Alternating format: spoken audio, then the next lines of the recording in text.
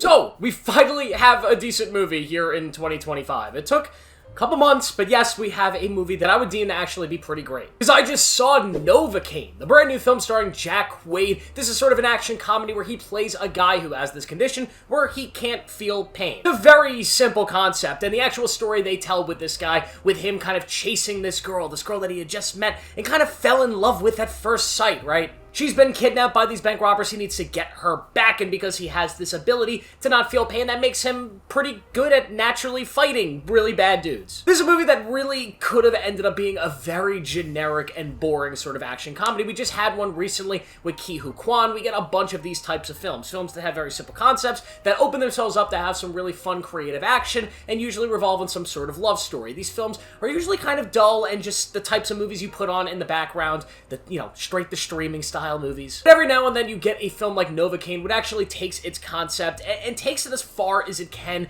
with both its comedy and its actual character work here, and it ends up being such a strong movie that's actually one of my favorites of this genre in recent memory, maybe of the decade so far. So first things first, I want to talk about the cast here. Jack Quaid is obviously the star, and I have been talking about how much I love Jack Quaid for years now. I think he is a superstar. He's so good in The Boys. I thought he was really good in Companion, another sort of weird horror slasher film that came out about a month ago, and now here he is as the leading man of a big action movie, and he sells it well. He plays this character that not only has this condition physically, right? He's got this condition where he can't feel pain, but he also sells the mental aspect of that. What does that do to a person who's been living with that for 20, 30, 35 years? However long his character has been living. I don't know, he's probably like 29. But there's a certain mental aspect of, you know, was he bullied? What is his life actually like? Does he have friends? What kind of food does he eat? How does that weigh on him? And that really becomes the center point of this film, more of the emotional side of this character than the physical side, which is something I really appreciated, because they didn't have to do that. They could have just sold, like, this guy can't feel pain, and now he's fighting dudes. That's enough of a movie as it is. But the actual character study here is done super well, and I think Jack Quaid is a lot of fun in this role. The guy is just naturally goofy and funny. He's able to play both a few different kinds of characters, like in the last movie I saw him in, where he's kind of just this douchebag that nobody likes, versus this movie where he's just a likable sort of nerd. He's very close to what his boy's character is, except he feels even more vulnerable here. I also love his relationship with the main girl of this movie. They have great chemistry, and it's easy to buy into this. It's easy to put yourself in the shoes of this character and go, you know what?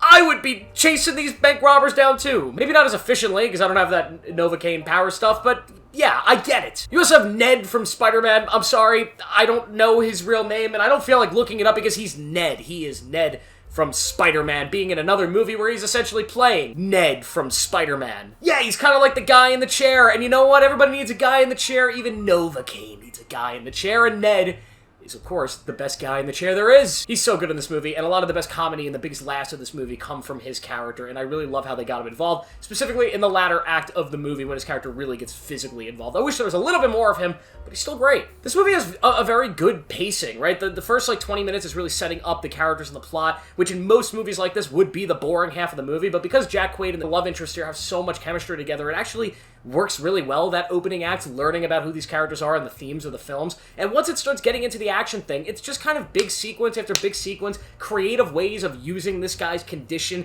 to be both hilarious and also terrifying and tense for the audience. Like, is this guy about to drop dead? Like, he can't feel any of this shit. What's gonna happen, like, if he has, like, a heart attack? And there's twists and turns along the way, some of which I thought were kind of predictable from watching the trailer, but those twists and turns never kind of overshadow what actually works about the core story here and what's actually working with the action and everything going on, which I really appreciated. You have some typical bad guys, some mustache-twirling villains, which I always love. I love when you have villains who are just douchebags, right? You don't always need this redeemable person who has like his Darth Vader moment. Like, no, just have some mustache-twirling dicks, right? And you get that here, which makes it so fun to watch Jack Quaid and all the other characters fight him and take him down. Though this movie had a satisfying ending, it doesn't overstay its welcome. Like, it's not too long, which is something, I mean, you don't find that a lot of movies these days, where I could say it wasn't too long, and I also didn't feel like I needed to see more, right? It's not like there wasn't enough. Like, it's a perfect length, feels completely satisfying, good characters, good fight scenes, good performances, great music. It's just a really good movie, which I'm so happy about, because this has been a weird year so far. I mean, every year kind of starts off slow, and by March is when you can really get a feel for how the year's going to be. If you don't get a good movie by the end of March, yeah, it's going to be a rough year, and who knows how this year's going to shape out. The second half of the year looks like it's going to be pretty incredible, but